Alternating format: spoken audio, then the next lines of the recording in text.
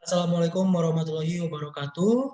Saya Asep Nur Pauji. Di sini saya akan menjelaskan perbandingan ideologi negara Indonesia dengan ideologi negara Swedia. Video ini ditujukan pemaparan tugas besar 2 Pancasila di Universitas Mercubuana.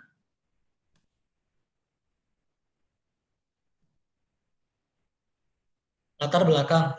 Negara Swedia atau yang memiliki nama resmi Kerajaan Swedia merupakan sebuah negara Nordik terletak di Skandinavia, Eropa Utara, dengan luas wilayah sekitar 450,295 km persegi. Negara Swedia menjadi negara terluas ketiga di kawasan Uni Eropa. Karakteristik negara Swedia. Negara Swedia berada di benua Eropa, tepatnya di bagian utara.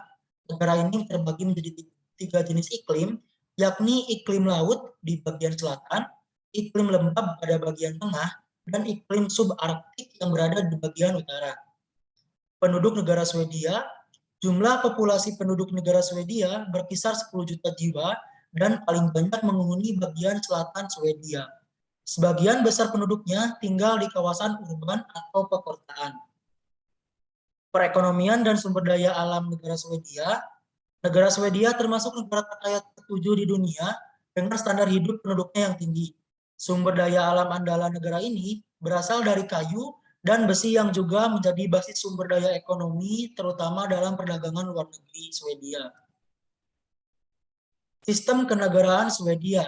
Swedia adalah negara monarki konstitusional, artinya Swedia masih mengakui keberadaan raja atau ratu sebagai pemimpin mereka. Saat ini, Swedia memiliki seorang kepala negara bernama Carl Gustaf Folke Hubertus.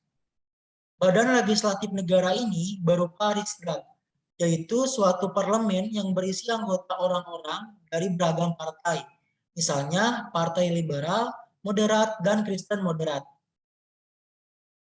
Swedia memiliki 4 aturan atau undang-undang hukum dasar. Pertama adalah Instrumen Pemerintah 1974, Undang-Undang Pengganti 1809, Undang-Undang Kebebasan Pers 1766, dan yang terakhir adalah Undang-Undang Kebebasan Berpendapat 1991. Ideologi Swedia. Swedia adalah negara yang menganut ideologi liberalisme. Liberalisme adalah sebuah ideologi, pandangan filsafat, dan tradisi politik yang didasarkan pada pemahaman bahwa kebebasan dan kesamaan adalah hak nilai politik yang utama.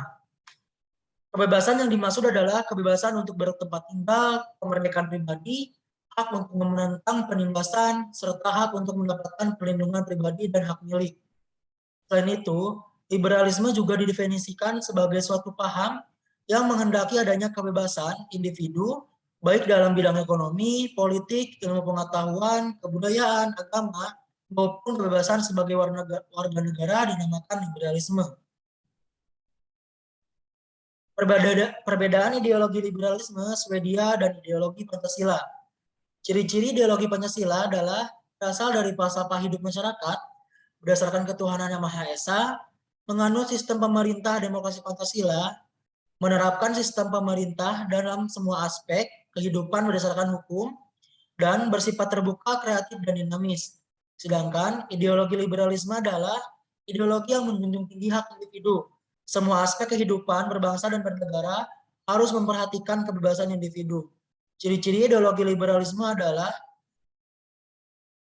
kebebasan dan hak individu dinomorsatukan, nilai-nilai nasionalisme berada di bawah hak individu, negara adalah alat untuk mencapai tujuan individu, dan hak individu diakui oleh negara, termasuk hak untuk menguasai hajat hidup orang banyak. Perbedaan ideologi Pancasila dengan liberalisme di bidang politik. Pertama, Pancasila mengutamakan keseimbangan antara hak dan kewajiban. Kedua, liberalisme mengutamakan kebebasan hak individu secara mutlak. Ketiga, sistem pemerintah ideologi Pancasila diharapkan dapat berjalan lebih lancar dengan adanya sikap saling menghormati hak masing-masing.